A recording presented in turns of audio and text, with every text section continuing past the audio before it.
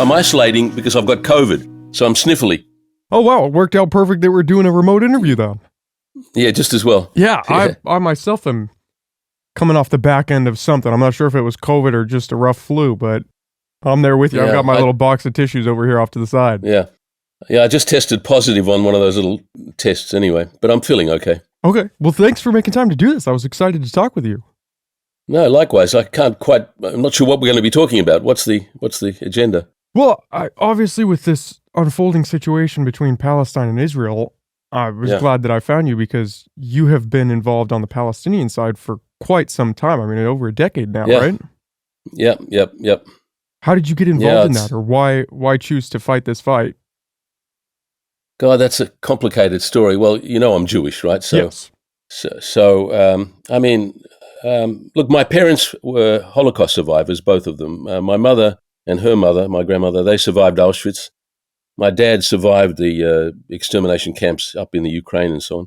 So I grew up with all their stories, and it's an interesting question to figure out why I'm on this side and supporting the Palestinians. It's partly because of the lessons I learned from my parents, and for one thing, when I was a kid, I wasn't sent to the summer camps, the holiday camps that my friends went to. They all went to Zionist youth camps. Everybody goes to summer camp, and I missed out. But my family were pro-Zionist. My mother's cousin, my uncle here, he was the head of what's called the JNF, the Jewish National Fund, which is a pro-Israel. It's a very big organization in Israel that's responsible basically for expropriating Palestinian land and so on. So I grew up in a Jewish household where they weren't hostile to Israel or Zionism. But the other thing that happened to me was, briefly, I started the university with my Jewish friends. I grew up in the Jewish community. And they all went on to become successful lawyers and doctors. But I was studying science, and I was kind of a dropout. I took a lot of interest in things that weren't on the curriculum, and I ended up passing and failing. But in the end, they kicked me out. I was kicked out of the university. And my friends went on to great successful careers in medicine and law and other things. And I went to the other university, which was in the middle of the Vietnam period, the Vietnam War in 1968. And I started to mix with people that were following and protesting against the Vietnam War. And they had a social conscience, and they talked about politics. So I became involved in the anti-war movement and marched in the streets against Vietnam. And so I went off to the left, and I read Bertrand Russell and Noam Chomsky, and that started to change my understanding of the world, and in particular in relation to Israel. The moment you read Noam Chomsky and a few others, you start to find out that the story isn't the one we all grew up with. And that led me to reading intensely, and not only Chomsky, but of course very many people like the Israeli historians that have come out recently.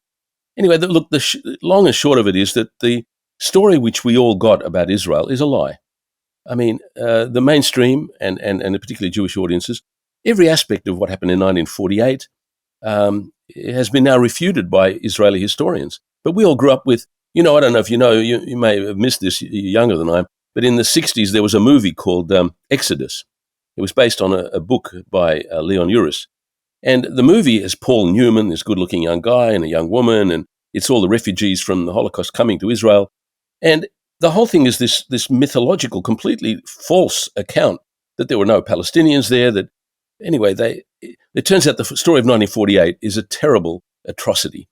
I mean, they evicted 750,000 Palestinians. There were major atrocities before the war broke out in the 15th of May. They were, ethnically cleansing villages. They demolished 500 or more Palestinian villages. They just flattened them. So 1948, as Israeli historians have been showing, Ilan Pappé, Avi Shlaim, even Benny Morris, the story is not the one we grew up with. And once you start to see this, I mean, it's pretty clear.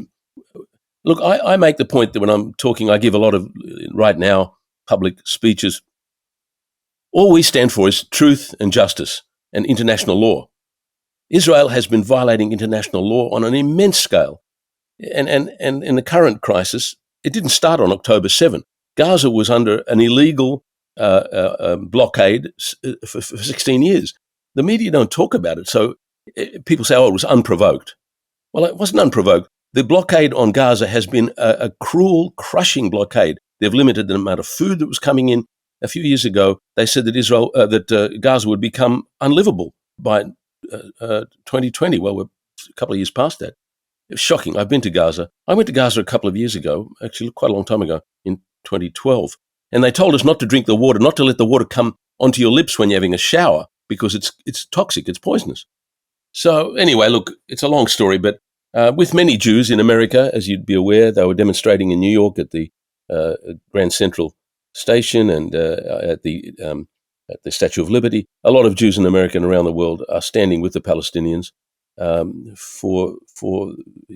mean, the West Bank is an atrocity. It's a brutal occupation. So, I mean, the story is terrible. And anybody with a conscience, and especially if you're a Jew, it seems to me that's the lesson I learned. You have to stand up for the victims. We're not the victims. The myth that we all grew up with, the Jews are always the victims. Even now, the Israelis are pretending that they're the victims. Well, it's very far from that. So anyway, sorry for such a long-winded explanation. That was a perfect explanation. We have this long format, so that was the perfect take for it. Why do you think that, as you put it, this victim mindset, why do you think that that is such a strong hold? Well, look, the Holocaust was the worst, atrocity and genocide in recent history. There's no question about that. And as I say, I grew up with parents who went through that. My mother used to tell me she saw Mengele, the angel of death, the Dr. Mengele in Auschwitz every day. So, it's pretty shocking. But the trouble is, as many Jews are saying, it's a disgrace that Israel and the Jews, they use the Holocaust to justify the crimes in Israel. Constantly, the excuse for what they're doing is what happened in the Holocaust. Well, the Palestinians aren't to blame for the Holocaust. In fact, there was a member of the Israeli Knesset, the parliament, her name was Shulamit Aloni. She did an interview on Democracy Now! In America, and she said in the interview about the way that the Israeli propaganda works, she said, yeah, it's a trick. This is her words. It's a trick we always use. We always cite anti-Semitism and the Holocaust to justify the crimes against the Palestinians. And look, as a son of Holocaust survivors, I can't tolerate that really disgrace. It's what's the word? It's a desecration of the memory of the victims of the Holocaust. To exploit it in this way to justify the crimes of the state of Israel. That's bad. And of course, there are Americans like Norman Finkelstein, who also has Holocaust parents. He says it always very eloquently. And in Israel, Amira Haas, the journalist, she's the daughter of Holocaust survivors. So I follow them, their inspiring example, where it's because of their Holocaust experience, their parents' experience, that they stand up for the Palestinians. That's the basic message. Why do others fall on the other side of that? Having parents who may have experienced the same thing? Yeah, look, it's a good question. And it's to do with a lifelong indoctrination. And these are good. I think about that a lot. Why are my friends, a lot of my Jewish friends, of course, on the other side? They're uncritical supporters of the state of Israel. Look, one answer is they really don't know the truth about the history of Palestine. It goes back to 1917, the Balfour Declaration. I've been reading that quite intensely. The Zionists back then, they sewed it up with Britain and gave away Palestine to the European Jews and betrayed the Arabs with whom they had an agreement. So it goes back a long way. And more recently, as I say, it was only with those new historians that we started to find out how different the story of 1948 is. The slogan, the Zionists and Jews have the slogan, a land without people for a people without a land. That's just bullshit. I mean, I show pictures of Palestine. It was this thriving, flourishing cities and countryside of sophisticated societies. It wasn't empty when the European Jews came in hordes, in waves, to take over. They started as a very small percentage, and by 1947 or 48, they were still only about 30%. And then the United Nations divided it and gave the majority of Palestine to the European Jews. Well, you can understand that the Palestinians were a bit upset about this, And so the new historians that, Ilan Pappé, the Israeli, and the others I mentioned, they started to show that the 1948 war was quite different from anything we grew up with. It wasn't this heroic fight for survival. I mean, the idea we all grew up was, well, Israel was declared on the 15th of May, and suddenly all the Arab countries invaded this fledgling state to try to strangle it in its crib. Well, that's bullshit. It turns out that firstly, and you can read this in Avi Shlaim and various other historians, the Israeli, the then Jewish state, was militarily superior from the beginning to end. The Arab countries that converged were inferior militarily in numbers, so Israel was never threatened militarily. And before that war had broken out, as I mentioned, they had already committed serious massacres. The most famous, the notorious one, is Deir Yassin, where they went into a village, I've been there, and they just blew up and massacred and shot people. Another one which has come to light recently is the Tantura massacre. There's a beach. They interviewed some of the surviving Israelis who told shocking stories of the atrocities that they would line up and rape and murder and burn innocent, non-resisting Palestinians in their villages.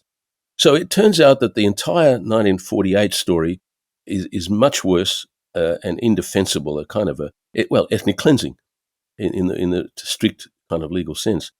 So it's been hard for Jews who grew up with this heroic story of Israel as the refuge for Jews who were always discriminated against. It's very hard for people to come to terms with a quite different story, and most still haven't.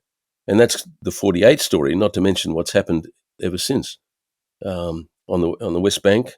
I've travelled there recently. I was only there about a month ago, travelling around in the West Bank, where I've been several times. It's terrible what's going on. I mean, they're shooting dead kids. DCI, Defence of Children International, I met with them, and you can go on their website. They keep the records. On average, it's more now in the last period, but they kill, the Israelis shoot dead 2 kids a week. And that's not to mention all the others they shoot dead. I don't know, 10,000 in the last few years. This is not discussed in the mainstream media. And of course, house demolitions, what's called detentions, administrative detention. People are arrested without charge, without trial, and kept in jail for long periods without any legal proceedings. So it's a very dark story, and if you know about it, like many Jews, because you see, Israel is acting on behalf of Jews. I mean, that's why the slogan you see in New York and elsewhere is "Not in our name." That's the slogan. You can't be silent. That's sort of the obvious lesson. You can't look the other way. That's what Amira Haas says too about her mother. Her mother tells the story when she was being sent by cattle truck, as my mother was, into the concentration camp. Her mother reports that she saw the German citizens standing by and watching this and looking aside, as it were, not responding to this crime that they're watching. So she talks about this despicable looking aside, looking away.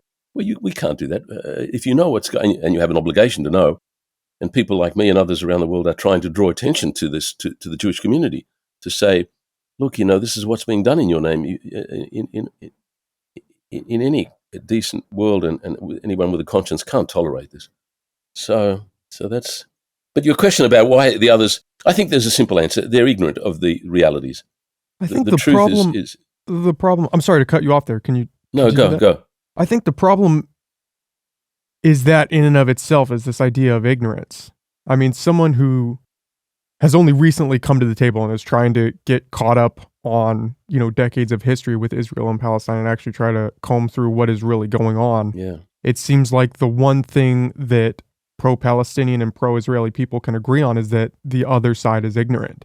I mean, I've had discussions with people even just on the Balfour Declaration, and each side has their own story. That they do. What was written in the Balfour Declaration was really just in pursuit of a Jewish homeland, and there was no covert move to push out the Palestinians. And then on the other side, you have the whole thing was BS, and the plan from the beginning was to covertly push out Palestinians because they knew that the Arabs wouldn't go for it if it was with force. And it was a time when nation building was a thing. I mean, the Ottoman Empire was crumbling. You had World War I. You had these promises from the British. And, well, to quote a podcast I was listening to, they said the Jews weren't going to let not having a homeland stop them from building one. And I think it's just trying to find out what the truth is because each side seems to be operating from their own sort of fact. Yeah. Look, you're right about that. When I give talks about this, I often put up on the screen the two conflicting narratives, Alan Dershowitz or someone like that on one side and Noam Chomsky or Finkelstein on the other. And you're quite right, and I have to confront this, that with the best will in the world, it's a bit hard to figure out the truth because of these conflicting narratives. And most people can't or don't want to make the effort to read through and sort out. So I agree that it's difficult. I don't know how to answer that except to say that, well, I don't think the truth is too hard to figure out, really. But I don't know how to answer that except to say you have to make the effort. And going back to Balfour, the truth about that is an interesting question. As I said, I've been reading that quite intensely, and I didn't know till recently that Chaim Weizmann, the British Zionist, and in fact the American Judge Brandeis, they cooked it up together, and Balfour signed it. And as you said, on one side, which I think is pretty uncontroversial, they used the words "a home" for the Jewish people. But in other, you can find the quotes, I've got them all. Weizmann, in his correspondence and other public statements, it was perfectly clear they wanted a Jewish state. They wanted to expropriate Palestine. But that goes back to 1917. It is important because that was the beginning, and the British had their own reasons for. I mean, you can see a letter that Balfour wrote saying, roughly, the wishes of the European Jews are much more important than whatever the Arabs may think. I mean, however million or however many Arabs in Palestine, he said, it doesn't matter what they think. I mean, this is like an extraordinary racist attitude of Balfour, anyway, that was then. A lot happened since 1917, but you're right, it's an important part of, as you say, the conflicting narratives.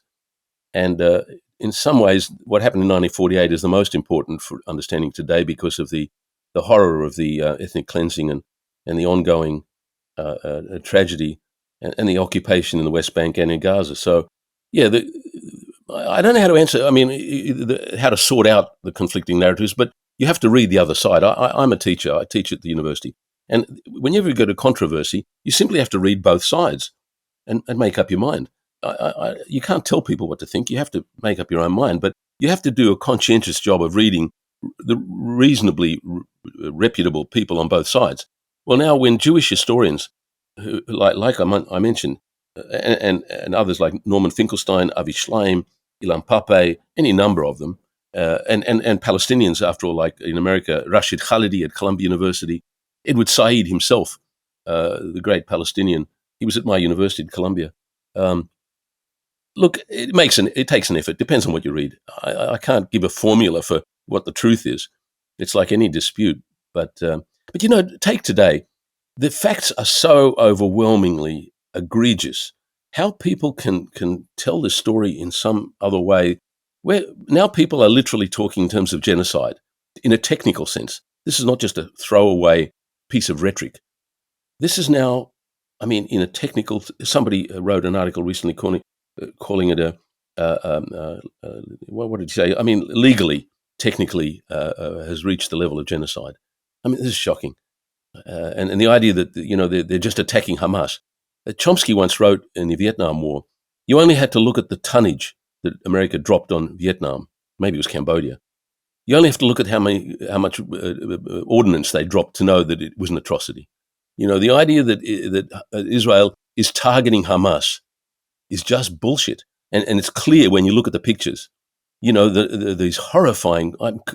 Sadly, I just watch too much of this stuff.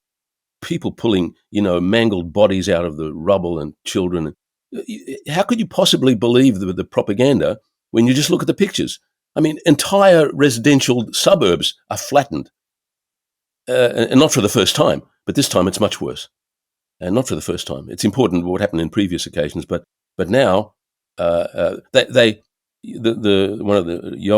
Gallant, one of the leaders in Israel, said they're now going to cut off water, food, electricity, everything. That's just genocide. These are the reason it crosses the line into genocide.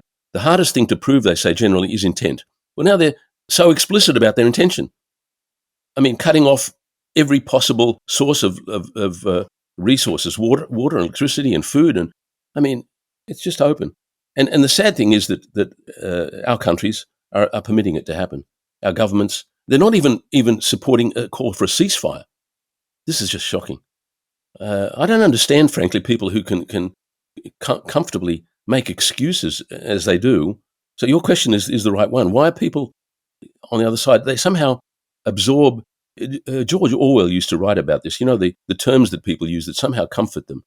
We call it a war. So then you say, oh, yes, there's collateral damage. Let me say, if you don't mind me going on about this for a minute, once they use the word war, they think this justifies any amount of civilian deaths. So it's really tragic and obscene that they will actually give the example of the Second World War, where the Allies, they bombed the hell out of Dresden, the notorious case, or even Hiroshima. Now, they were major war crimes that we committed. They were war crimes that the Allies committed. And now the Israelis are using that to justify what they're doing. It's just shocking. So they're kind of openly admitting they're committing war crimes. They somehow think you call it a war, therefore, and they're explicit. Some people, politicians are asked, where's the red line? How many civilians have to die before you think it's, excessive? They say, no, there's no red line. I mean, these are just openly genocidal statements. And you only have to watch the videos it's heartbreaking to watch what they're suffering. This is unprecedented. So anyway. It seems like for some, the argument is enough that what happened on October 7th was so horrific that the chains are off now. And that whatever response Israel deems is required is the one that we should back and should be backed. Yeah. Otherwise, you are pro a terrorist organization. Yeah, right. You're absolutely right. That's what they all say. And just ask yourself, how reasonable or decent is that? Yeah, I have to say in my speeches, what Gaza and Hamas did was a crime. It was an atrocity. There's no question. Okay, they committed a terrible atrocity. The question is, what's the appropriate response by Israel? Firstly, it's not self-defense after the fact to go in and flatten Gaza. That's not self-defense on any understanding. It's pure bloodthirsty revenge. The way to have stopped it was to not have tormented Gaza to the point where they were desperate. The desperation. I mean, even a few years before, in 2018, they had a peaceful, what was called the Great March of Return. They lined up at the barrier and demonstrated, and Israeli snipers shot dead, I don't know how many people, a nurse, a guy in a wheelchair. So they were peaceful demonstrations, and they were being shot dead by Israel. So you can imagine for a minute to think of the desperation of people that are suffering. Okay, they did a terrible atrocity. There's no question about that either. The question now is, does that justify, as you put it, any reaction to flatten Gaza? This is just absurd. It's absurd. And the appropriate action, as Palestinians are saying, there are international criminal court. You have a proper commission of inquiry, and you prosecute people in Gaza, and you prosecute the Israelis for the war crimes. That's the appropriate approach. These were crimes. And the idea that you exact this kind of grotesque military vengeance on essentially the civilians of Gaza. I mean, there's no longer any room to argue about this when you've got 10,000 dead, probably more, and of those, about half are children. The idea that this is an appropriate response to the Gaza atrocity, the Hamas, it's obscene. That's the only word I can use. Do you think that this current war is, one of the phrases I've come across in trying to research this is this idea of having to trim the lawn in regards Israel having to go into Palestine to kind of root out some of these terrorists and then periodically do it again. Yeah. Do you think this is a similar pathway that they're trying to take in this endeavor, or is this? No, this is much worse. This is kind of their ultimate attempt to just finish the problem from their point of view, just wipe them out. I mean, previously, you're right, they used that phrase, which is a pretty grotesque phrase. And mind you, each time they had their major wars against Gaza, I mean, even the term war is not quite right, because Gaza doesn't have one aeroplane, jet, F-16, or it doesn't have one Merkava tank, it doesn't have, one Apache helicopter. It's not a war when they go and bomb the crap out of Gaza. But you're right, and previous occasions, the history is important. In Cast Lead, or what it was called in 2004, 2008-9, which I followed closely, you read up on this. I followed this very closely. In each case, Israel provoked it. What happened was they would have a ceasefire, and Hamas would observe the ceasefire, I've got the details. In fact, it was up on an Israeli government website. The Israeli Ministry of Defense used to have a bar graph that showed how many rockets were coming from Gaza. And at one point, they had a ceasefire. There were no rockets from Hamas. And Israel did some violence and shot up a bunch of people in Gaza. And that was a provocation. And then, of course, the rockets started again. And then they used that as a pretext. And my understanding, and I think it's pretty uncontroversial if you look at the historical facts, Israel would provoke Gaza, and then they would fire their rockets, and then they use that as the pretext to go in and mow the lawn, which means flatten entire By the way, interesting you mentioned that, because they've got a term. When I talk about this indiscriminate bombing of civilians and flattening residential districts, there's it's a matter of policy. Israel has a policy. They've got a name for it. And I say when I give a talk, it's called the Dahia Doctrine. Dahia Doctrine. And I say to the audiences, Google it. Google the Dahia Doctrine and find out this is Israeli policy to do indiscriminate, disproportionate damage to the civilians of Gaza. That's actual policy. So these are criminal policies. So when you see them flattening, as in the previous mowing the lawn, it's a grotesque metaphor for major war crimes. And the suburb, I used to show photographs of it when I lecture around the world on this stuff. There was a suburb, I think it was in one of the previous wars, Shujaiya, a suburb of Gaza City. And you can see pictures of, again, as far as the eye can see, residential buildings all reduced to rubble. Now, that's not targeting Hamas. It's just absurd how people can swallow that kind of transparently fake excuses for committing atrocities. Somehow, your question is the right one continually. How is it people cannot see this for what it is? But go back to the Second World War. I grew up, as we all did, thinking until I got old enough that, maybe dropping those 2 bombs on Japan was the right thing. People still say that. Somehow we all talked ourselves into, Japan was so terrible. The history is quite different. Japan was on its knees. They didn't need to do that. That was a major crime that we committed. I mean, and beyond imagination. But we grew up thinking that was okay. And Dresden, these weren't okay. But it's sort of an answer to your question that we all somehow grew up with. We were the good guys. And so wiping out all the civilians, that's the nature of propaganda and maybe this tribalism. You're on one side and you assume we're the good guys. And the other side is so evil you can't cross the bounds. You can't even look at what they're proposing. Exactly. And it's very sad when you do as I do. I now have very many Palestinian friends and I've traveled in Palestine. It's depressing to see the image of them on the other side where Palestinians. And they're portrayed, and that's why it works, as we did. The propaganda portrays them as evil where you see it. That's how we did it with the Germans or with the Vietnamese or whoever the official enemy is, or the Russians now. And there's this dehumanizing and demonizing of people, and it's so grotesquely unfair. And here too, in Australia, probably in America too, there's this very difficult polarization now between the Jewish and other communities and the Palestinians. Well, there seems to be a narrative, and I don't know if it's true or not. It's that, in some sense, Palestinian existence is a threat to Israel and to the Jewish state, in that this isn't a war over land, it is a war over the right for Jews to exist or not. How is that? I mean, that's it's a good example that you raise. Anybody in their right mind has to stop and ask, how is Palestine, or Gaza in particular, a threat to Israel? Israel is the 4th most powerful military in the world. They are currently militarily occupying all of the West Bank, with their troops rampaging around the West Bank, shooting dead civilians. Gaza has been technically under what's called belligerent occupation, although they pulled their soldiers out and their settlers. They have controlled every aspect of life in Gaza. How can anybody in their right mind imagine? It's just bullshit. They can't conceivably believe that Israel is under some threat from Gaza or from Palestine. It's just nonsense.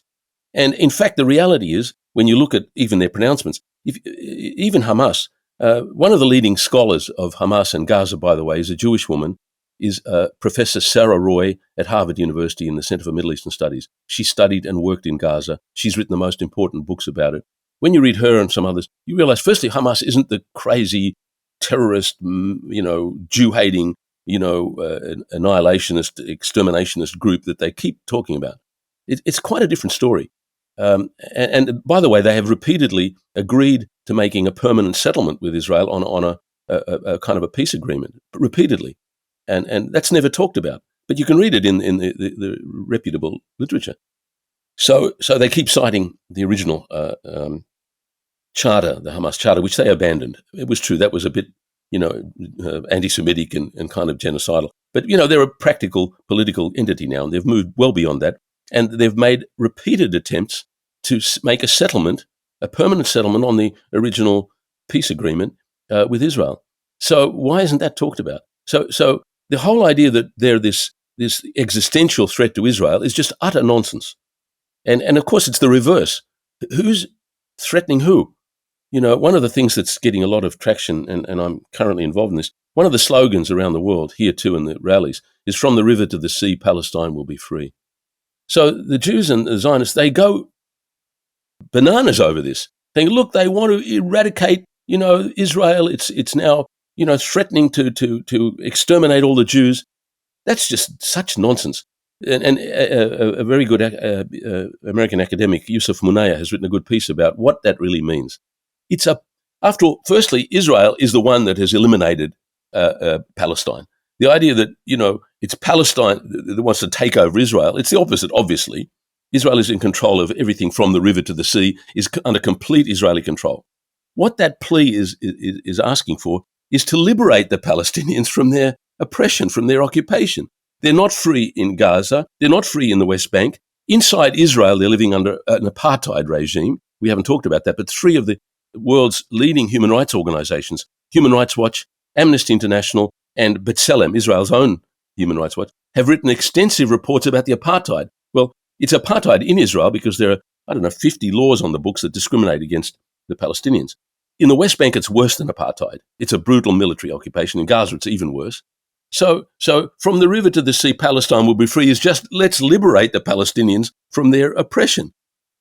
What's wrong with that?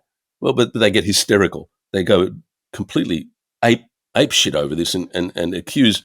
I got assaulted recently in the street by a Jew who came up to me and was yelling this in my face and would throw this at you as if this proves that you're into, exterminating the Jews. That's just, it shows you the deviant thinking and how polarized this has become. It's so toxic. You can't talk rationally to people about this. And you can see from what I'm saying, how can people have got themselves into the mindset that the Palestinians are a threat to Israel? I mean, America's just sent warships off the coast. A nuclear submarine as well, in fact. Right. What are they going to send a torpedo into Gaza? What the fuck are they talking about? I mean, it's like there's no. How can there be a military issue from Gaza? They've got hand weapons, light arms. Well, I think the worry is that other Arab nations are going to step in, and then it will. Yeah, that's a worry, escalate. And that could have been avoided if they didn't create such a tragedy in Gaza for 15 years with no repercussions. Israel has had impunity. Look, that's been a war crime. The crime of collective punishment in Gaza has been known. It's uncontroversial. It's been a war crime for 17 years. Why is Israel able to do this with impunity? I mean, the fact that they burst out and create some terrible, actions on their own, it's not to excuse it, to explain it. I have to say, America went through this, as you know very well, in September 11 in 2001. Chomsky had trouble whenever he would say, you have to try to explain where it came from. It wasn't justifying September 11 to explain why they may have created such an atrocity. And people were unwilling to think about the causes of it. That was somehow you weren't allowed to ask, why would some people become so crazy as to commit such an atrocity, which it was? And it's certainly not to justify it. So I'm making the same distinction. To understand why the people in Gaza, or Palestine generally, would do such terrible atrocities, you have to understand, people talk as though there was no history before October the 7th. What, nothing happened before October 7th? The Palestinians didn't have any reason to be upset? So, yeah, that's part of the problem. The from the river to the sea, I believe here in the States, we just had a representative censored over that because it was it was made into a big deal. Rashida Tlaib. Yeah. Yeah. Shocking. I wasn't familiar with that sentence prior to hearing about her being censored. But if you had asked me if it was offensive or not, I would have said yes, just because of what I've been seeing in regards to it. But I don't actually know. I wasn't familiar with it. Yeah, that's right. Well, it's interesting. It came up with Rashida Tlaib and here too. They use this. It's a trigger for Jews and for Zionist supporters and everybody else, assuming that this is to eradicate Israel. But, from what I've said, you can understand. Firstly, it's inconceivable that's. I don't even know where to start to explain. Firstly, it's not possible. Gaza and Palestine don't have the means to do it. But it's not the intention. You can interpret the words that way if you really maliciously want to read the Palestinians in the worst possible, murderous light. But the light which it's intended, and I know this because I'm so close, and as I say, read Yusuf Munayah, who's one of the greatest Palestinian advocates. Read his article. In fact, even the very important Jewish American Peter Beinart. Read people like that who will explain it's a plea to liberate the Palestinians from their terrible oppression. It's obviously what it means. And why interpret it as genocidal on their side when you're the one committing genocide? I mean, that's the irony of this. Well, do you think the perpetrators... No, I'm sorry, continue. No, I was just going to say the perpetrators now making themselves out to be the victims. Well, do you think that what happened on October 7th is feeding into that because they saw this attack and now everything is a potential attack because they were capable of doing this and were able to actually do it? Absolutely. It was the worst thing. I mean, it hasn't helped the Palestinians. God knows. I mean, I don't understand why they would do it, but out of desperation, look at the price they're paying for it now. I mean, I can't think anybody would have thought that was a good idea. But yes, it's an atrocity, and it's a trigger for them, a pretext for them to respond, to justify their rhetoric and their propaganda. That look at what the Palestinians and the Gaza people, they're just bloodthirsty, Jew-hating. It feeds into their narrative, of course. But that's simplistic and not fair. If you read and know anything about the question is the opposite. How long did the world and Israel and the Jews expect to keep the Palestinians living under such brutal oppression? I mean, just from the few things I've mentioned, the number of kids and the number of house demolitions, the number of people beaten up in the West Bank, it's the most shocking story. That's the West Bank. And by the way, as people always point out, there's no Hamas in the West Bank. Why are they brutalizing the West Bank? Because, of course, it's not even a secret. I wrote an article about it recently. The intention is to basically take over the whole of the West Bank to make it part of Israel. But I've talked to a number of people that will even push back on that idea. The idea that there's settlers trying to move in and push the Palestinians out, or that there's even any apartheid going on. That's is just bullshit. Yeah. How can they even say that? You've just got to be... Look, I in an article I wrote, going back to the history and the recent stuff, Netanyahu and others have come out explicitly. Listen, here's another fact that's relevant to that. Go check the Likud party, Netanyahu's party's platform.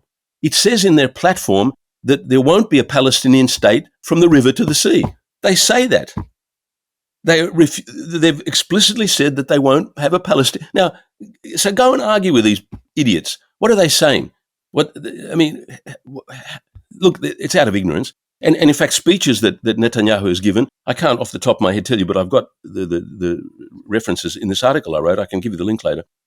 They're perfectly explicit. There's not going to be a Palestinian state in the West Bank or Gaza. It's not even a secret. They're quite explicit about it. So what's all this talk about two states and a peace process? They're constantly going on about it. This is gaslighting. It's just, a charade.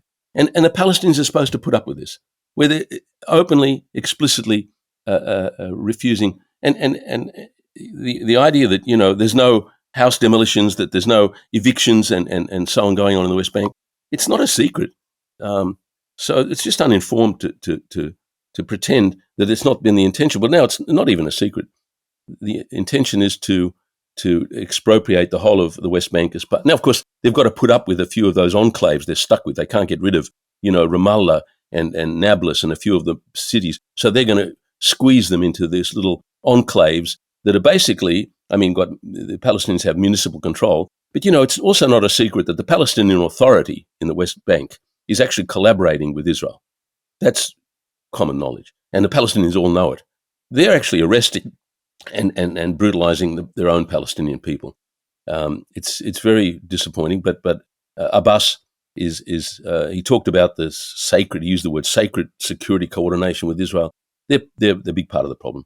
The West Bank it's sort of like the Latin American model when America would use, in Chile or elsewhere, they'd have local militias, maintaining the occupation or the oppression of the local people. So the Palestinian Authority is part of the problem, but there's no Hamas in the West Bank, and Israel the plan is to keep the Palestinians in their little isolated little cantons. They can't. There are what do you call it? Barriers, checkpoints all over the West Bank. Palestinians can't move from one city to another without going through checkpoints, and you can't get to hospital without going through checkpoints, and then they're kept at the checkpoints. It's impossible. There's no viable state left anymore. And if you look at the map, there's a famous map you can see. I don't know if you've seen it. The Disappearing Palestine. It's very famous. Where first you can see all of it, Palestine is green.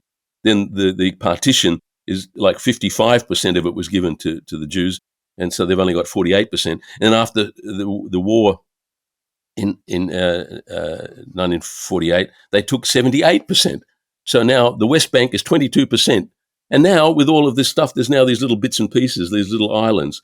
That's what's left of the Palestinian state. So now, what's the bullshit about, a Palestinian state? Two-state solution. It's finished. And you wonder why the Palestinians are upset.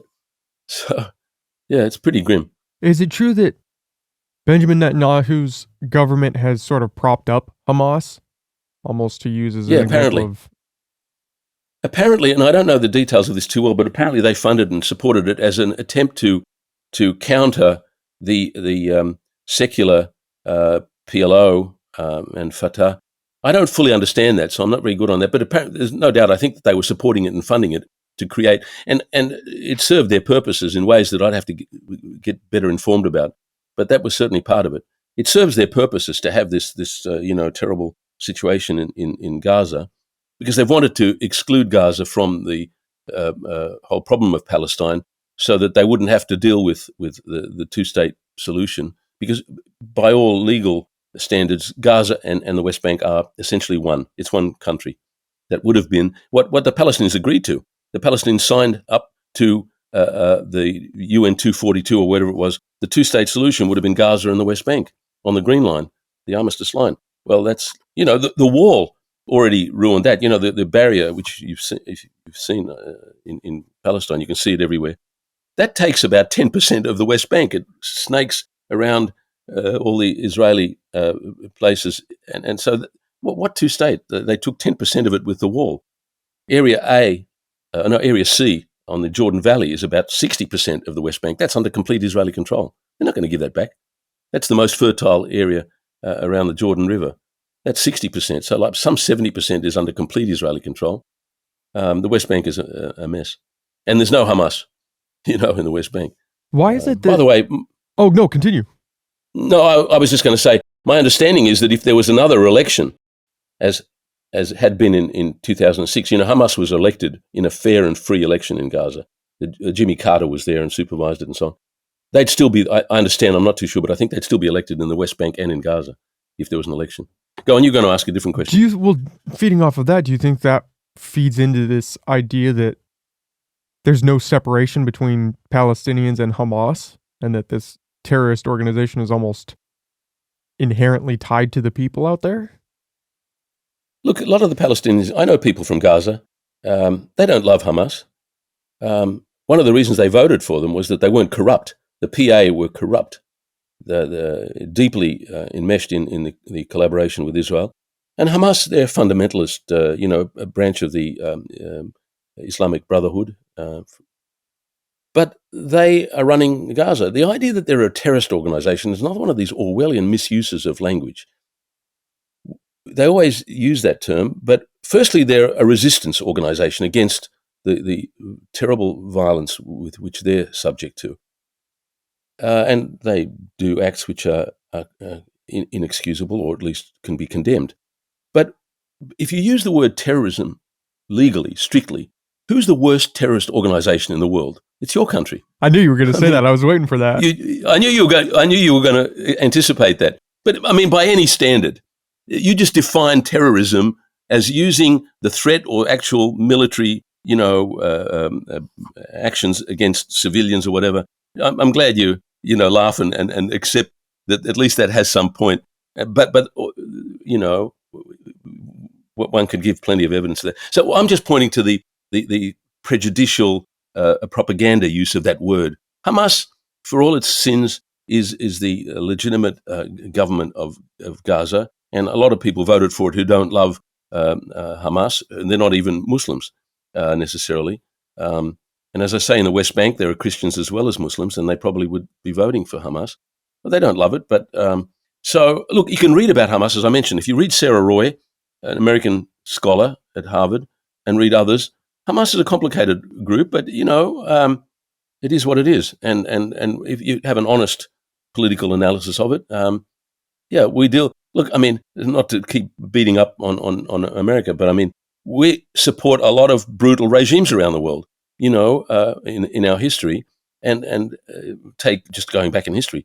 I mean, the Shah of Iran, or I don't know, Pinochet in Chile. We supported all of the terrorist, brutal regimes. We haven't got a very good record on this, and it's always been the resistance that is demonized. But you can tell I'm sort of very much on the left in my politics. But was Che Guevara a terrorist? Or Fidel Castro? We're still not reconciling with Cuba. But I know the story of Cuba quite well, and I visited there. That's a kind of an example of the way world affairs go. Cuba and Fidel were a liberation movement, and they were the good guys. So that's another story. But do you find, why are we still punishing them? Has your stance changed at all on Hamas from October 7th? Well, no, I condemn what they did. I don't approve of it.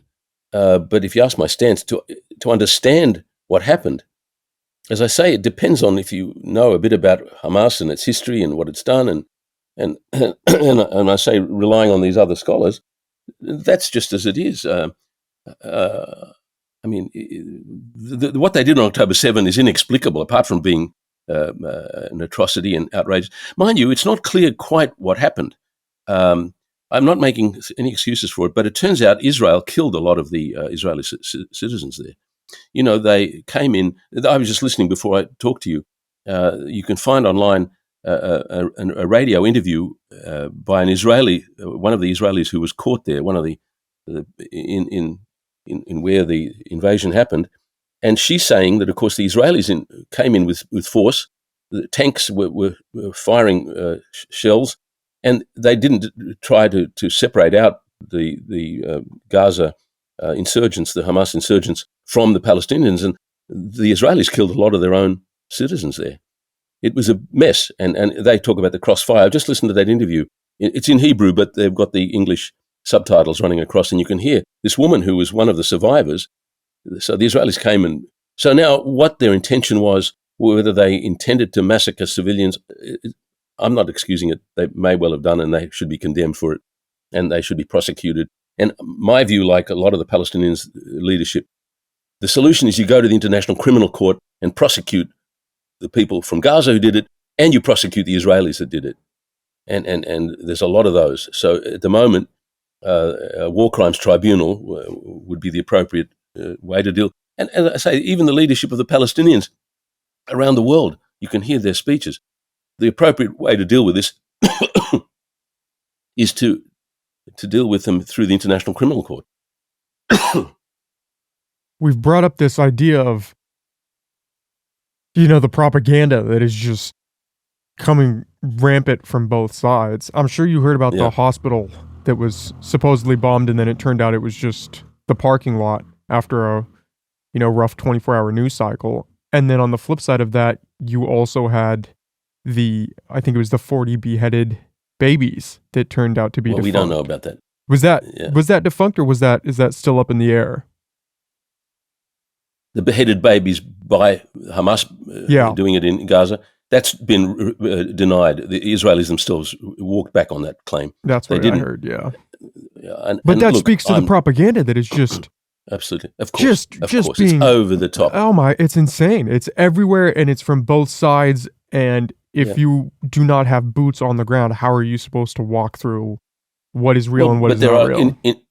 In Gaza, there are a lot of journalists. Mind you, the Israelis have killed a lot of Palestinian journalists. There's a lot of very reputable doctors and others that are working for the UN, and there's a lot of very reputable material coming out of Gaza that leaves no doubt about what's going on there. And the hospitals, it's not the only one. They've bombed I don't know how many hospitals, and not for the first time. So you just have to look at the pictures coming out of the hospitals. It's not as though... And the idea, for this, there's absolutely no evidence. The idea that there's a Hamas tunnel under the hospital is just bullshit. I mean, and even if there was a tunnel, under international law, civilians are not a fair target, even if there is a military target there. There's the laws of proportionality and of distinction in international law. And the idea of human shields is in international law, you are not allowed to kill civilians, even if they are being used as human shields. So this is just sheer propaganda to excuse the atrocities when they're... Imagine bombing a hospital. Mind you, what's the evidence for any Hamas tunnels under a hospital? There isn't any. The fact that they say it is not... And why do people... why are they satisfied with saying that? Oh, yeah, then it's all right. We bombed the hospital and now it's okay. This is like monstrous. I can't understand, even if it was true that there was a tunnel under there. And by the way, the tunnels are in Gaza. They're not in Israel. Any tunnels that Hamas has inside Gaza is defensive infrastructure for an invasion. It's not in Israel. How is it legitimate to complain about tunnels inside Gaza? Of course, when Israel invaded in previous times, my understanding is that they used the tunnels to advantage to ambush invading Israeli tanks and so on. Well, that you can't complain about that. That's not a criminal or terrorism; it's defensive.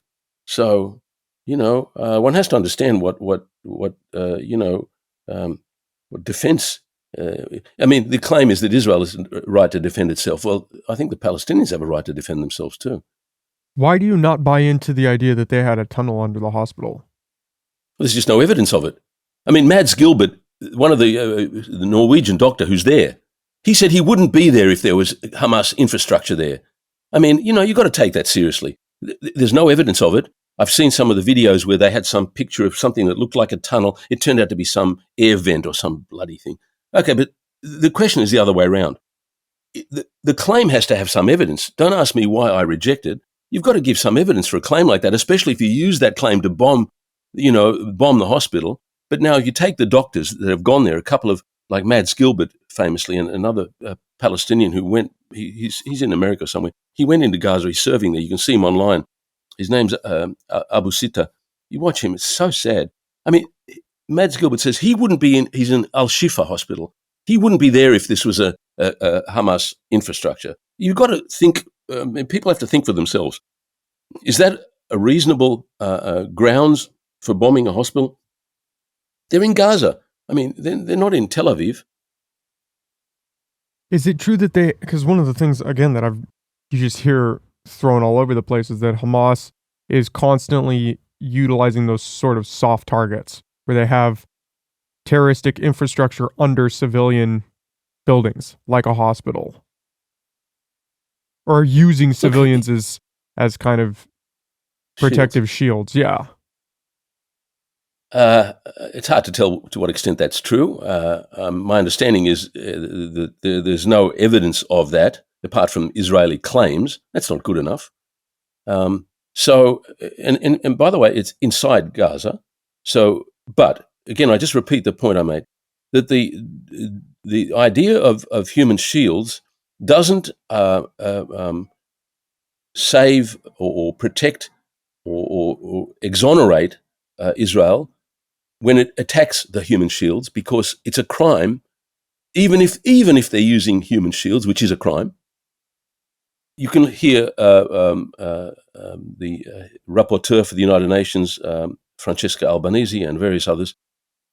You are not justified in attacking civilians, even if they are being used as human shields. So yeah, they're doing the wrong thing. It doesn't justify you then wiping out all of the civilians.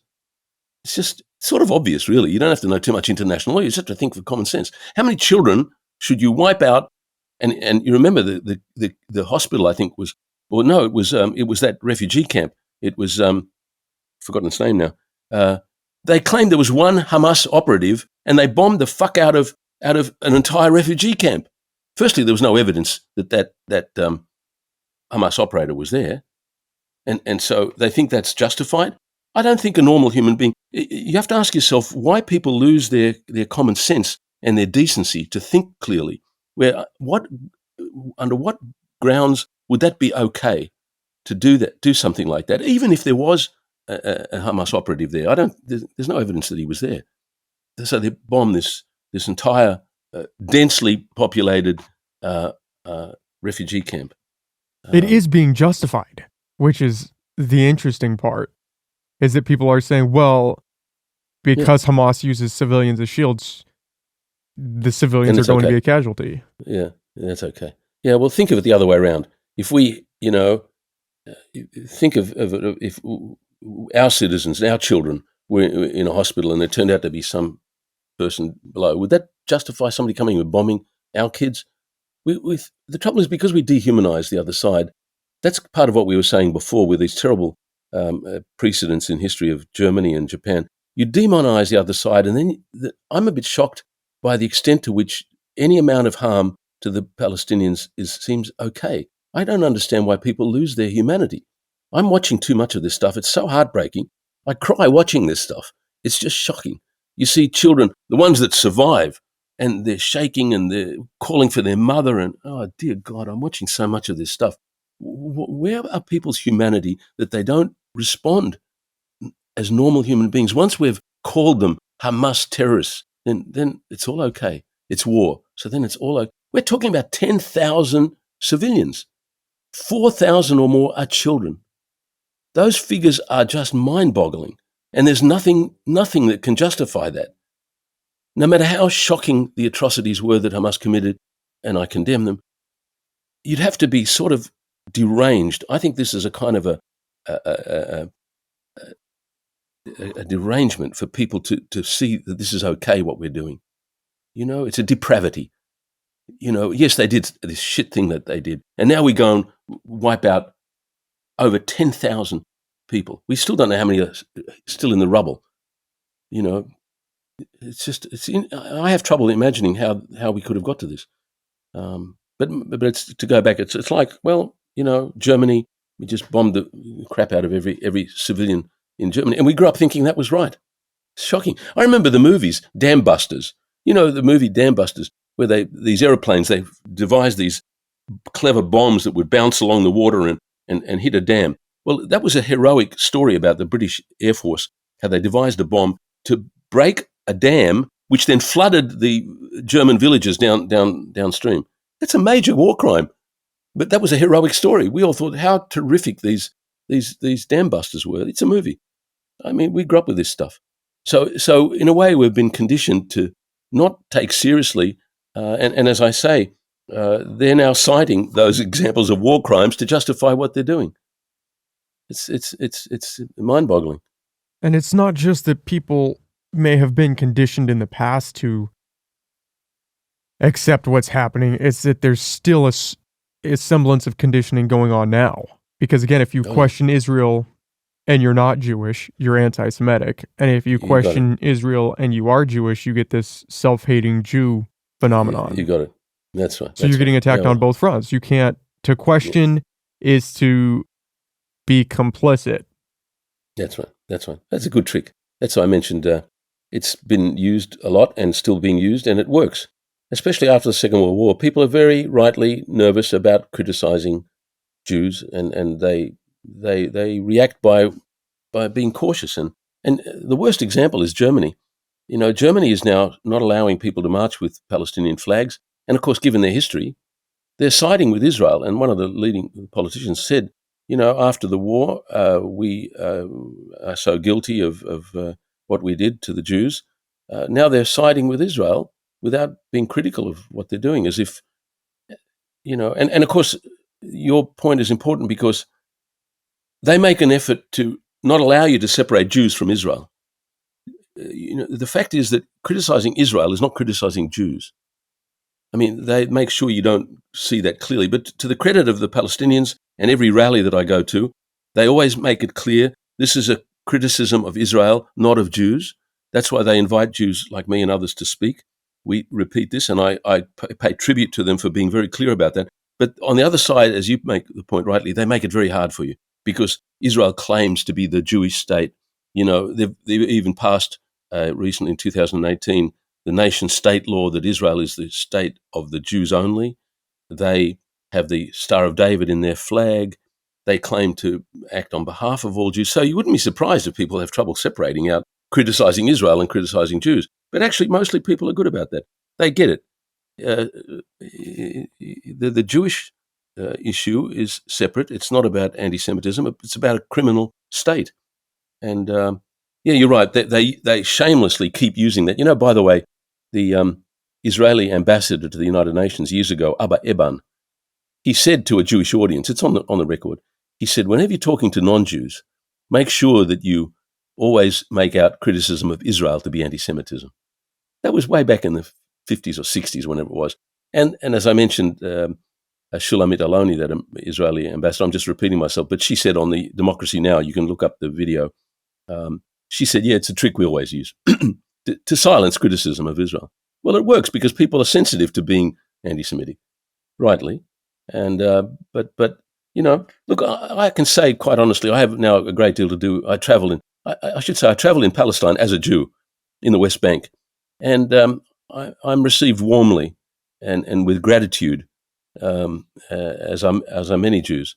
And here among my Palestinian friends, I never see anti-Semitism. Never. I mean, there probably is some.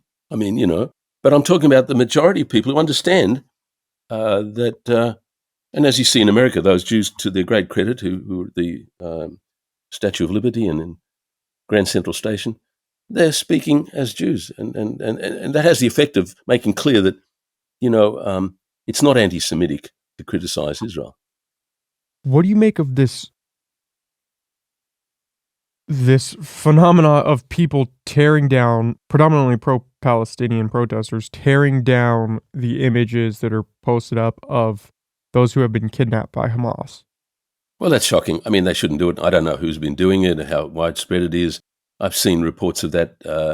I mean, it's shocking. There's no grounds for that and no justification for that. I mean, the hostages, it's a tragedy, and as are the dead. I don't know who's to blame for that. And whoever it is should be condemned. That's fine. Yeah, I don't understand why it's happening. I mean, whether you fall on a pro-Palestinian stance or a pro-Israel stance, what does that have to do with innocent people being kidnapped and taken? Exactly. Do you think we could all get behind this idea that those people should be returned? Even if you think Absolutely. Israel is an aggressor in this situation, that's tearing down these posters. That's not you utilizing your free speech. It's you just doing. It's inexcusable, unacceptable, and I'm happy to condemn it as are everybody. I think on this side where it doesn't help our cause to do things like that. And as you say, we stand for, releasing the hostages, but also part of their concern is of how many Palestinian hostages are kept in Israel. There's an enormous number of people, I don't know how many thousand, without trial, without any legal procedure. They just, what's called administrative detention. That's notorious. I've been in some of the courtrooms, so-called, the Ofer prison inside Israel, inside the West Bank. I've watched court proceedings there, prosecuting young kids for throwing stones, and it's shocking. So there are, and we have to support on both sides. I mean, look, I take myself and I take everybody I'm with to be consistent about you stand for international law, human rights, and justice, and that means being critical of people on our own side who do shit things too. That's fine. Of course. That's why I said before. Take them to the International Criminal Court, prosecute people, and stand up for the rights and the justice for Israeli victims as well. Look, I've got family in Israel. It's not like I don't care, and I support the rights and the justice for Israeli victims, of course. People being held in Israel, or Palestinians being held in Israel, is something I've only heard about earlier today. Prior to us getting on this talk, that was my first introduction that might be going on. Oh, Palestinians are held in the prisons like Ofer prison, that's in the West Bank actually, under Israeli. They're Israeli prisons. There's huge numbers. Are they being held under suspicion of something, or this is just... They arrest them. They don't even tell them. There's no procedure. Maybe they threw a stone. You should go and check out the human rights organizations that follow this. DCI, Defense of Children International, B'Tselem, which is the Israeli human rights organization, Human Rights Watch. I mean, these are the most reputable organizations. Go and check out the state of people in detention without trial, without procedure for years inside Israeli prisons. The most notorious case was the young woman, Ahed Tamimi. I don't know if you followed this, but there was this young girl. She lives in a village with her family there, and an Israeli soldier came to their house. This was quite a few years ago, but it was one of the most famous cases. Her brother had been shot in the head, I think, just immediately recently, or a cousin of hers. And she went up to a fully armed Israeli soldier and tried to slap him on the face. This was a 12-year-old or 15-year-old kid. A kid. So they arrested her. She went to jail for 9 months, or I don't know how long. I mean, this is insane. You know, this young girl tries to slap a soldier, so she's arrested and goes to jail under brutal conditions.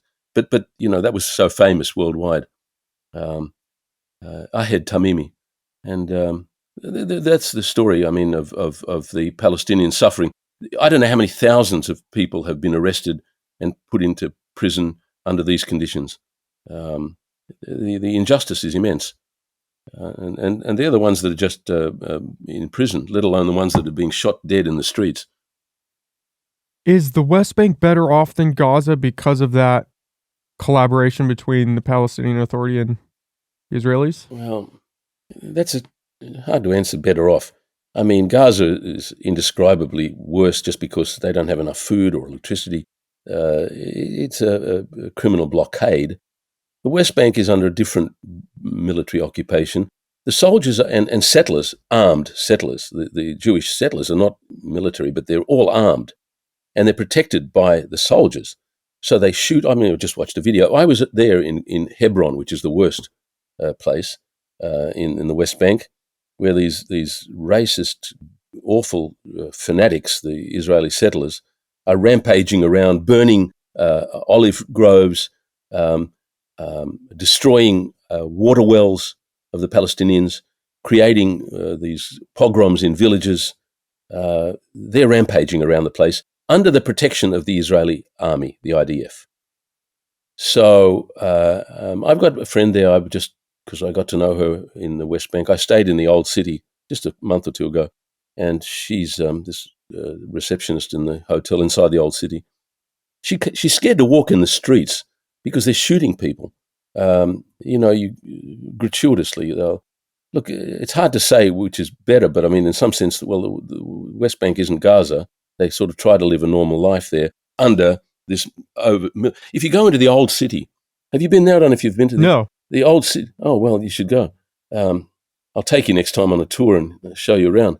In the old city, which is the traditional old Jerusalem, you walk through the Via Dolorosa, where Jesus Christ went to his crucifixion. You walk into the old city, and there's outside our hotel, actually, there's this sort of little barrier, and 4 or 5 fully armed Israeli soldiers are there. And I've got footage now. We took videos of this. A Palestinian boy goes by, they grab him, they search him, they spread eagle him on the wall, they pat him down, one guy they took away in handcuffs. What are they doing? This is inside the old city, the Palestinian city, East Jerusalem. What are they doing there? I mean, this is increasingly just in the normal civilian life of the Palestinians in their own old city and East Jerusalem generally, and all over the West Bank. If you go into Ramallah, they rampage around. But Ramallah is kind of, life goes on there sort of as though it's normal. But in Nablus recently and in Jenin, they're arresting and shooting and it's shocking. So the West Bank is not. It's worse now, by the way. With all the attention on Gaza, I'm seeing they've shot, I don't know, 200 people in the West Bank. It's like it's a war zone. And this young woman that I became friendly with, we were going to film her, we were going to interview her on camera, which we didn't in the end, but she's writing to me and terrified to go out, just to live a normal life there. When you see it like that, you get a picture of what it's like to be an ordinary Palestinian trying to live your life. I mean, they can't travel. She's married to a guy in Ramallah, so she lives and works rather in Jerusalem, in the old city. Her husband is in Ramallah. He can't come to visit her. He can't go through the checkpoint, the Calandia crossing. She goes to visit him regularly, and the reason for that part is she has to keep coming back, because if you've only got residency in East Jerusalem, you lose that if you're not there regularly. They check the refrigerator to see if you've got fresh milk. And they've got these, and they actually take away the permanent residency of Palestinians if they don't show. They've got this phrase, the center of life. If you can't show that you actually have your life based in East Jerusalem, you lose your permanent residency. That's how they get rid of 1,000 Palestinians. There's this constant way of evicting and getting rid of as many Palestinians as possible. I was there in East Jerusalem where they actually, we went to the house of a woman there in East Jerusalem where they were planning to evict her. And so Al Jazeera cameras were there and people were gathering around, and we were there for a few days and a lot of media around. Finally, they came and they took all of her belongings out of her apartment. She'd been there for 50 years, and a Jewish family moved in. This is happening all over the place. What's that all about? You know, this is what life is like in Palestine for the Palestinians. So I've got film. We interviewed her. We got film with her. That was one case of eviction from inside the old city, not to mention outside in villages where they'll demolish houses. Entire houses that have been built by the Palestinians, they often, mostly, can't get permits. And so they're under the threat of demolition permanently. But they build anyway because they've got kids and their family grows. And so they take the risk, and often the entire house gets demolished. The other source of information about that is the group called ICAD. It's an Israeli group called Israeli Committee Against House Demolitions, ICAHD. They have been, and I'm very friendly with the founder of that, a guy called Jeff Halper. We filmed him and interviewed him. He's been on TV and did lots of interviews. They actually go and rebuild the houses of Palestinians that have been demolished as an act of defiance, as an act of resistance. It's not human charity. It's political resistance against this brutal regime where they go around demolishing Palestinian houses, not for any crime that they've committed. They just didn't give them a permit, and they take over. And that's a way of, again, expropriating and evicting people in the West Bank. So that they're trying to ethnically cleanse the West Bank. Why is there so much pushback on that idea? If all this is occurring, why are people so vehemently trying to spread the message that it's not? That there's no one trying to push out the Palestinians. They're welcome there. Everyone's welcome. Yeah. Who's saying that? Who's pushing? Who's saying that? I mean, the Israeli government? I mean, these are not controversial facts. To be honest, I'm not sure. What really happens, I'm not seeing the pushback. I just see the neglect of it. So here, the Zionist lobby people, I'll publish an article and I'll list a lot of these facts. When they write their responses, they don't mention these facts. I always make a point of listing all of these terrible facts in the articles because they don't mention them. They'll write some stuff about whatever they want to say. They will carefully avoid mentioning it because they can't deny it. I mean, I'm not saying anything that's even slightly controversial or open to dispute. As I say, the human rights organizations, how many? 50,000 houses demolished? None of this. But your point is a very good one. The media don't show it. They don't give you any sense of the picture. So something like October the 7th happens, or some violence breaks out, and then they show that immediately. But the oppression, the lead up to the suffering of the Palestinians, I mean, I keep mentioning these facts. I told you, at least it's more now. 2 kids a week are shot dead. Why isn't that? Part of the reason it's not in the front page news, media people told me this when we were there. Look, you can't write this every day. It's not news anymore. If it's happening every day, it's not news. That's just a constant. That's the trouble. Yeah, it's a constant oppression. And so you can't say 2 more kids were shot this week. Well, right. If it was the other way around, if there were 2 Israelis were shot dead every week, you'd hear about it. And it's only when they commit some violence that it's news. So that's why October 7th was reasonably a big event. But yeah, the West Bank is a very shocking situation. When you travel around there and talk to people, just in small ways, the oppression, not just in these big brutal ways, the lives are made miserable. The evictions in in Sheikh Jarrah was in the news a lot. The people were being kicked out of their houses. And you need to travel there. Your timing is interesting. When you were out there filming, that was for the Dare to Struggle film project? Yes, you picked that up, did you? Yeah. It's almost perfect timing that you guys were out there before this all happened. Or not perfect timing, but it's interesting that you guys got to see the before, and now, like you said, I would imagine it's arguably worse out there. Well, it's much worse now. Both in the West Bank where we were. We met activists in Hebron, shocking stories of the struggle and the resistance, the difficulty they're facing, in Hebron especially. Hebron's an awful place. That was great. We were traveling, 3 of us with 2 filmmakers, a young Palestinian woman, who's was with us, and a former politician, a senator from our federal parliament, and the 3 of us. So we were the 3 stories that were the subject of this documentary. The one that they've now finished focuses on me a little bit, but we went to places like Lifta, which is I'd been there before, a beautiful, what's left, one of the few villages that wasn't completely demolished in 1948, just outside Jerusalem. And there are remnants of it, still beautiful houses standing. And we went with an old guy who was there when he was young. He's now in his 80s, but he was there and remembered when the Jewish militias came in, the Jewish terrorists came in and did their terrible deeds in Lifta. And it wasn't far from there was Deir Yassin, which was the worst massacre of Palestinians, civilians. So that was one of the people, and we interviewed Hanan Ashrawi in Ramallah. She's the great Palestinian leader, and Jeff Halper, I mentioned, the founder of the Committee Against House Demolitions, and lots of people. So that was I'd been there before on a documentary film, which we didn't finish, but this was a recent attempt to tell the story. And as you say, it's very timely in the sense that what has exploded now, our story becomes useful, although we missed the current events. It shows the background, why the Palestine story didn't start suddenly. It's like this long history of terrible suffering. Well, a long history, and yet not as long as people have tried to make it out to be. At least from an outside perspective, I had always been told that, this is just a blood feud that goes back farther than anyone can imagine, but it's really not that old. I mean, we're talking about the late 1800s, the early 1900s. Exactly.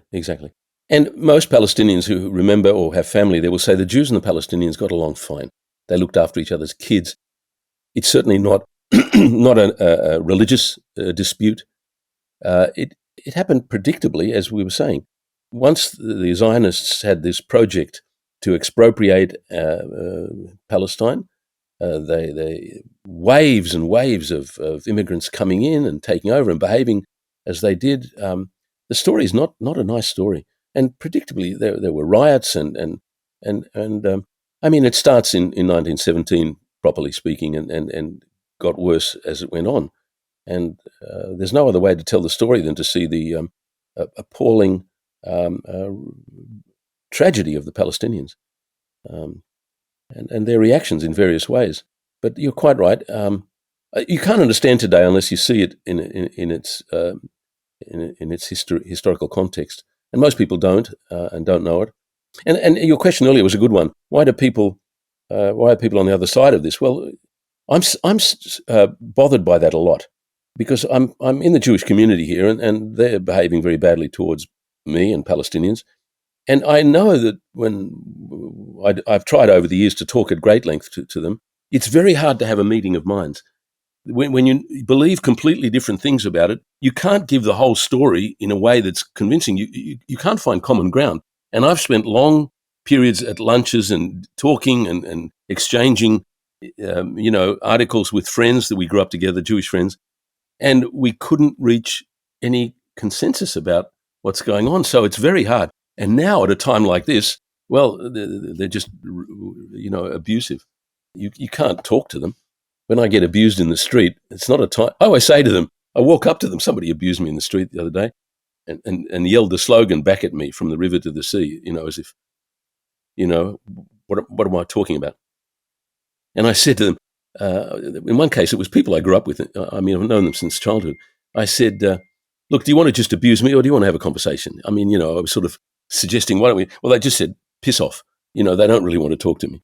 Well, I can understand that now, given their understandable reactions to October 7. Mind you, they can't see past that. I keep saying history didn't start on October 7, but it didn't finish on October 7. Look at what they can't see it. If you look at the reactions in the Jewish community, they're not even talking about the 10,000 dead. I don't even get that. Okay, grieving, we can grieve and share appropriate outrage about October 7. I can share that. What? We can't talk about what's happened since? They don't want it. They're not mentioning it. I don't understand that. I'm looking at websites of Jewish organizations. They're still going on about October 7. Fine. But, there's more to be said. It's almost as if that what happened on that day has just, it's the start of a new book, and everything before that has no relevancy anymore. That was the act, and now here comes the retribution. Well, but they're not even talking about that. The point is that I think it would be hard for them to justify. Anybody with any decency, it would be hard. I wonder whether their conscience is pricking them, because I keep saying, how bad does it have to get in Gaza before they decide, wait a minute, guys, this is a little bit going too far. I keep waiting for some of our leaders here in Australia, Jewish leaders, who might think, we had to react and we have to defend Israel, but, 10,000 Palestinian civilians and 4,000 or 5,000 children. I'm waiting for them to say, wait, I'm talking about Jewish, people like me don't count, but I'm talking about leaders in the Jewish community. Say, hey guys, we got to show some humanity here, and we can't support this unlimited to any extent. Where do you draw the line? I'm a bit worried that they're not standing up. I've seen this before. I saw it in strange. I guess I've been around for a while. In 1982, I was a young academic, and I got invited to address a Jewish group here about philosophy. I was going to talk to them about some of my stuff that I teach and do in my philosophy. But it happened to be just as in 1982, the war in Beirut in Lebanon broke out. Israel invaded Lebanon. And it was to root out Hamas, or rather the PLO, root out the PLO. But in that case, the invasion was the most extraordinary, brutal invasion. Excuse me. They killed 20,000 Lebanese. It was a massive, brutal invasion. And again, the Jewish community could see on television these huge bombings of civilians. You couldn't hide from the reality. And the funny thing was, not so funny, before I could address the Jewish group, they said, would I mind if an emissary from Israel would address the Jewish community? So before I gave my talk, this guy comes out and says something to the effect, I still remember it very vividly. Look, it looks terrible on television, but don't worry. It's sort of okay, because he gave some story about why it's justified. Because they knew that the horror is so obvious to any decent human being, the Jews had to be given some excuse to explain why they're watching, in the end, 20,000 people getting killed. That was, to me, a lesson that they will find ways to allay the understandable and perhaps normal human reaction of the Jewish community. So here, as we're talking, I'm seeing it's a war, it's Hamas, it's I don't know what. They're all. They say things like this. They're all to blame. Some Israeli spokesman will say. One guy even said they all voted for Hamas. They all deserve it. This is like grotesque. It's obscene, and it's very disturbing that these feelings are so heightened. So you see it in the interactions that I have around the place. People become so polarized. There's no room for rational, decent conversation anymore. So as I say, it was hard enough when. I'm sorry. Continue. No, go on. Do you think that polarization is going to subside as we get further into this, or where do you see us going from here? It's a really good question. This is so bad now. It's the worst I've seen. And as I say, before this happened, it was pretty difficult. I mean, because I've been making the effort. I go to these Jewish conferences. There's a Jewish festival every year here. And I spoke. I gave a presentation. This was quite a long time ago. And I gave it in 2 years successively. And then I got banned from presenting because I support the BDS, the boycott movement. So they prevented me from appearing. It's like a red line, and you can't present at this Jewish conference. So much for open-minded, discussion. But I go along every year, and I go as a delegate. I don't present. But what's interesting is people will talk to you, and some people are willing to talk, some are not. But as I say, it was hard enough until this happened. Even up until now, you get these more extreme reactions as I've received. But it's going to be a lot harder now because they're so fixated on the horror, rightly, of what happened, and the demonization. The idea that maybe the Palestinians and certainly the people in Gaza don't deserve to be regarded as this Jew-hating, genocidal group. That's how they talk. That's how they think. They say it. We know this because, look, every war, we do this to the Japanese, to the Germans, to the Russians. I mean, we do that every time. Everybody knows this from the history. Propaganda works that way. You create this implacable, hateful enemy, and then you can do whatever to the Vietnamese. Then you justify whatever you want to do to them. God knows that's been the pattern, and we're living through that now. So your question's a really important and good one. Where do we go from here to try to achieve some kind of understanding? I mean, I was thinking for years now to set up a seminar at the university where we would read, but this is such a long story.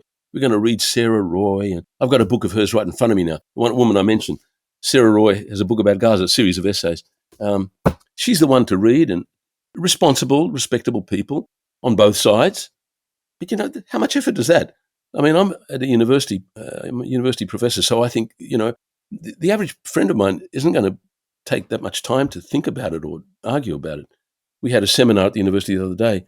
Some of my colleagues ran a workshop and several people spoke. Okay, well, you hear different views. That's the only way I know how to deal with this. But the average people I see in the street, the people I grew up with in the community, look, I was at I think I mentioned a local council meeting where they were they did get rid of one of the deputy mayor.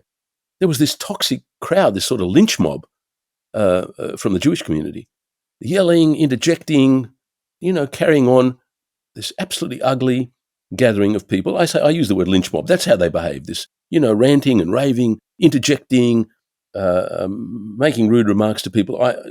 Me and a couple of other Jews spoke in defense of these council members. They didn't hear what we said. They just abused us, which isn't the normal. Doesn't matter what you say. Even if you say things conciliatory and say, stuff that is perfectly acceptable, they're not listening.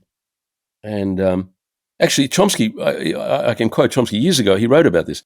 He said, when you get this kind of polarization, people don't hear anything on the other side. So in this case, the Jewish community, whenever you say anything, even trying to be reasonable, Chomsky says, he's rather cute, he says, all they hear you saying is fuck you, as if that's all you've said.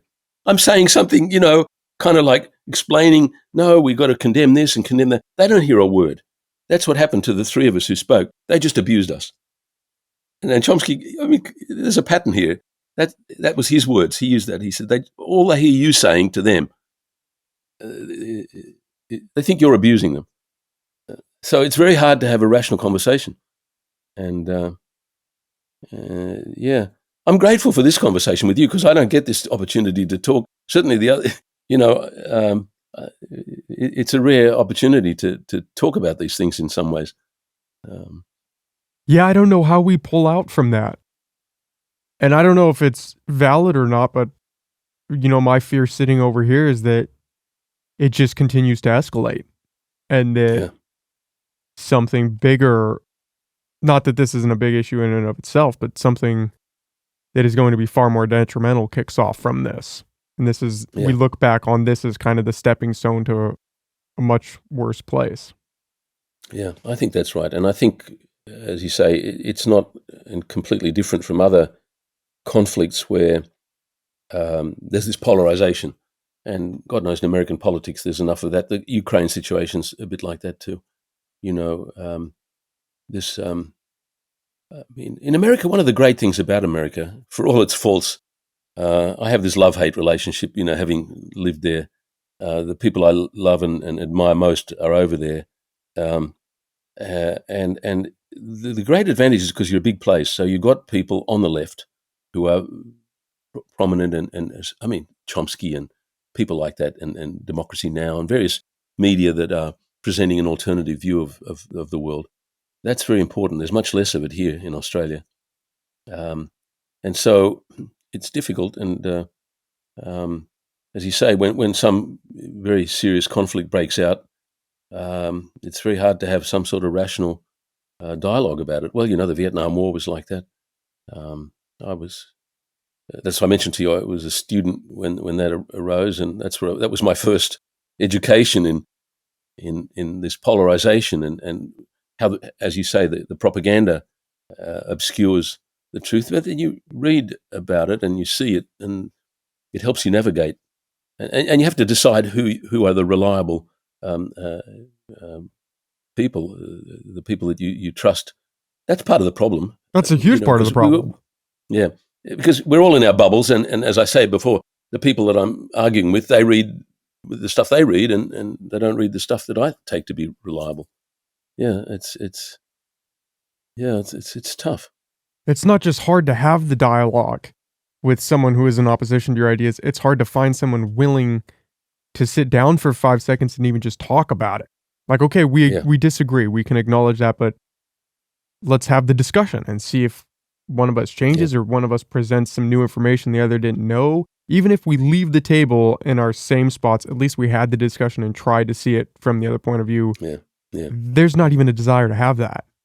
Everybody has their stance, and I'm going to ride with this until I die. This is my stance. I don't need to change it. Yeah, you're right about that for the most part, but I have had the opportunity and the effort to do this. So let me give you an example. There's a friend of mine, he's Jewish, and he's a sophisticated guy. He worked for the government as some sort of ambassador, so he's knowledgeable. He's not like most people who just don't know anything about anything. But we were on opposite sides of this Israel-Palestine thing, and he was a diplomat, so he's a sort of sophisticated guy, but completely on the opposite side on the Israel-Palestine thing. So we kind of liked each other, so we would meet for lunch and long, as you describe it, long conversations to sort out where we agree, where we don't agree, what the facts are, and I've done that, as I mentioned, with one of my dearest friends I grew up with. We were teenagers together in our 20s, and I was very fond of him, and that's one example where we exchanged letters and emails and articles, and he's broken the friendship off. We can't keep the friendship up. That's one case. That's the saddest case for me. But this other case I was going to tell you about, this guy we met regularly, his name was also Peter.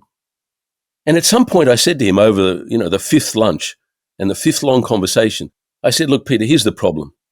We're not getting anywhere, just as you said. One of us is completely wrong about everything. I said that to him. I said, look, we've been talking about this for weeks and we're not making any progress. We don't agree on the most essential fundamental facts.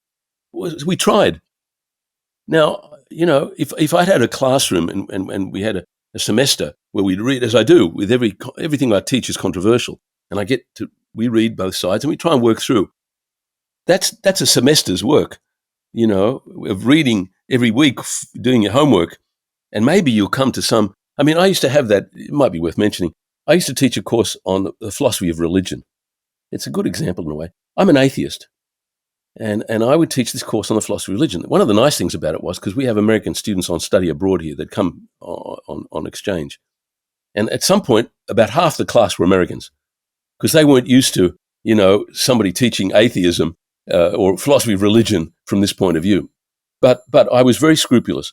What I did was, and a lot of religion, the other large group in the class were the campus Bible study Christians. They came to my class. Now, I was very proud of that class because it's relevant to what we're talking about today. I gave them the best articles, the best books on their side, defending religion, belief in God, and I would give them, of course, the opposing view. So I was scrupulous in trying to be fair to present the arguments on both sides.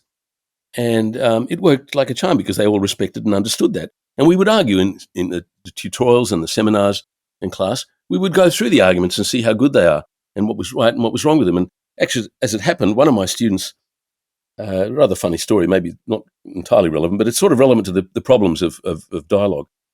A very famous American theologian academic came to Australia. His name is William Lane Craig, very famous guy. And one of the churches brought him out here, and there was a big sign up. They were looking for an atheist to debate him. So my students put my name in. And so sure enough, I was given the job, the gig. And there was a huge meeting in the Sydney Town Hall. A couple of thousand people turned up. And it was me debating with William Lane Craig about the existence of God. And so my students put me up to this. And the point I'm making is that at the end of the debate, one of my Christian students, the Bible study student, said, I did pretty well, he thought. She said, actually, it was a girl. She said, I got the better of him on 4 of the 5 arguments. He got the best of one of the arguments. So, look, it was a nice point about one of my Christian students. I'm still in touch with her. That was the way you conduct a difficult debate about matters which you're diametrically opposed, but you take the arguments seriously and you consider them. Now, I didn't convince William Lane Craig to become an atheist, and he didn't convince me to become a believer. So, as you say, there's this standoff, but at least you have to take the issues seriously. And in class, they appreciated the fact that we looked at the arguments. Now, how long does that take? That's like a whole semester. And most of my friends, the Zionist Jewish community, are not willing to do that. So it's a good, really important question you ask. I give talks around the place a lot. I went to Malaysia and I lecture there, and in Australia. But my regret is that I don't get to talk to a Jewish community properly. I can't deal in this long-winded way with the arguments and the issues. Let's just try to think through the history of it. I've got very good slides and a good talk about this whole history we've talked about, you and me. How did we get here? You've got to know some of the background to understand what's going on. So I'm still hoping one of the Jewish communities will ask me to give one of these talks. Yeah, I think that would be a valuable resource. Yeah, it is. It is. But as you say, we end up staying within our. Yeah, they don't want to hear. They think they know. Yeah, it's. I mean, to the credit of one of the community, we've got a rabbi here who does have a seminar, a regular group, and one of my friends goes to that, and he does, to his great credit, push the boundary, push the envelope. So there are people here who are confronting the Jewish community with an alternative view. I admire him a lot. He's in a difficult position, but he gives them readings and articles and discussions which are not they're not comfortable reading, because and particularly people like Peter Beinart in the US, who was a significant figure in the Jewish community, who still is. The Jewish community in America is very different. You know, the big difference is that here in Australia, the Jews are all like my parents, post-war migrants, refugees from the Holocaust. That's since the 50s and 60s. In America, the Jews have been there for a long time. They're part of the mainstream scholarship and history, and they've been there since the 1800s or whatever. And they're very progressive. They were at the forefront of the civil rights movement. They've been at the forefront of important causes like that. They're very progressive. I mean, not all, but there's a strong progressive element among American Jews, and that makes the whole thing different there. So people like Peter Beinart and others are very important. We don't have that here. They're much more right-wing, conservative, and Zionist. How do you see this playing out? Do you think we're going to get to a 2-state solution? Do you think... No, it's finished. It's over. It's finished. Well, look at the map. Look at what I was saying before. I mean, It's so hypocritical to talk about two states. I mean, I'm so angry at the Zionist community here. Oh, two states, two states. For how many years has that been? They never complained once. There are now 700,000 settlers, Jewish settlers, in the West Bank. Everyone is illegal according to the Geneva Conventions. They're all illegal. So why do they keep talking about two states and never complain once about the erosion of the two-state solution? How cynical and hypocritical is that to keep talking about two states when you're watching it disappear? And as I quoted to you, and if you'd like, I'll send you that. I mentioned Netanyahu and others. They're quite open. There was never going to be two states, ever. They said it openly. So now, even if they hadn't any settlers, but now it's a mess. The West Bank is not a viable state. To the Palestinians' credit, they accepted the 22% of historic Palestine as a state. They accepted that. I mean, that was a huge sacrifice, and even that wasn't enough. That tells you the motives of the Zionist movement, as from the beginning till now. They were never serious. Once you see that, it's important to understand that all this rhetoric about two states, we offered them this and we offered them that, the Camp David, the Oslo Accords, they were a betrayal and a fraud from the beginning. You can read important stuff about that. Edward Said came out immediately after the Oslo Accords and said this was a capitulation by Arafat. He basically betrayed the Palestinians when he sold out. And that was the Oslo Accords. The Camp David attempts, you can read in the New York Review of Books and various other places. I've got one of the guys who was there, one of the American officials. They screwed the Palestinians every time. They had no intention. So when you read that history, the two states was never going to happen. And now, just look at it. There's no way it's going to happen. There's no two states left. So there's no point talking about it anymore. I don't think. I mean, maybe some people like Chomsky may still disagree about that. I think the consensus is the reality. I mean, what are you going to do with 700,000 illegal settlers all over the place? You look at the map and they're all over the place. It's like a disaster. I mean, so what now? Well, of course, I think it's equally problematic, as Chomsky points out. One state, we're all going to live happily ever after. How's that going to happen? They hate each other so badly. From, as you were saying, this demonization, they think that all of the Palestinians are Jew-hating exterminationist murderers. They're not going to suddenly, now let's have one state and live happily together. That's, I think, sadly, it's not true about the Palestinians. I can say that very confidently. They would settle. But now, maybe, my great, the guy I admire, I've got it sitting right here, I might as well show you. This is the Israeli I was mentioning, Jeff Halper.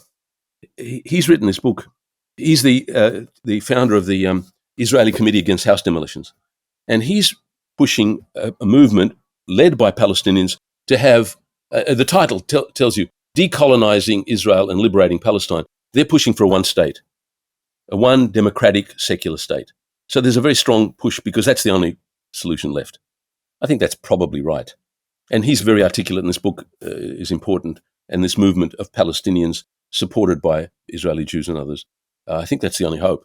But we've got a lot of work to do to, first of all, allay the fears on the Israeli Jewish side. The propaganda in Israel, the racism is shocking. You see these vox pops done in the streets. Ordinary young kids, people come up, nuke the fucking Palestinians. That's what they say to you. I mean, so there's a lot of work to be done just to regain some sense of confidence and decency and trust. So I don't know how that's going to happen, but I'm following people like that I admire, that are really seriously expert and understand. He's in Israel. I was with him just now in Israel and spent time with him after we did the interview. And he stayed at my place when he came to Sydney. He's one of the great heroes, a Jewish Israeli who's interacting and as an ally with the Palestinians to try to solve this problem. And but your question's a really tough one. Where do we go after this terrible situation? I don't know how it's going to... I mean, I think one answer is it depends on America. I mean, America controls everything here. I mean, America is in charge. It supports Israel. Look, $3.8 billion a year to Israel for military support. They just gave, I don't know, some 14 billion, as if Israel didn't have enough arms to beat up Gaza. They just gave them, I don't know, much more. And diplomatically, in the United Nations, they always vote with Israel. They, to the shame, disgrace of Australia, we also abstained just now on a ceasefire vote. So diplomatically, the only hope is that America calculates that maybe it's not in its long-term interest to keep uncritically supporting everything Israel does. It's generating so much hatred among Arab and other countries around the world, not the leadership, but the Arab people and everywhere in the world. Look at the demonstrations all around the world now. They're huge. And there's going to be a cost to that. You can't keep creating such, tragedy and injustice. And America needs to take that into account. How they wean themselves off this kind of support for Israel, I don't know. It would help if they just moderate. I mean, they often say certain moderate things. Obama said a few things and then, didn't do anything about it. But, I mean, even poor old Bernie Sanders, he's been saying good things, and then the last thing he said was really very unhelpful. But Bernie Sanders has been, generally speaking, quite good. But it's difficult. And then you've got people, as you mentioned before, Rashida Tlaib and Omar, what's her name? The other woman, Omar. In Congress, you've got a few people. Oh, yeah. I'm drawing a blank. Ilhan yes, Omar. Yeah. And the New York woman. They're good people. What do they call themselves? The not the gang. They call themselves something like that. Yeah, they've got some little nickname for their group. Yeah, I don't have a lot of faith in our leadership to kind of search for a peaceful resolution. We don't really. No. It's a little rocky over here. Is it over there in the US? Yeah. Yeah. But it's important. I think that's the most important place for making a change. I mean, the other examples that are relevant, I often talk about, look at South Africa, how the apartheid ended there. Look at how East Timor, the occupation of East Timor, the brutal Indonesian occupation, it didn't look like it was going to end. It ended when America decided to pull a plug on the occupation, stopped supporting Indonesia. It was a major atrocity in East Timor. We're very close to it here in Australia, and I was very closely involved with the activists here. It didn't look like it was going to end. But at some point, maybe the lead from America shifted the calculation, and we were slow coming to that. But in the end, the Indonesians pulled out. It was ugly. It didn't happen nicely, but it ended. And the apartheid regime in South Africa ended when they realized this has got no future. And I think the activism around the world made a difference.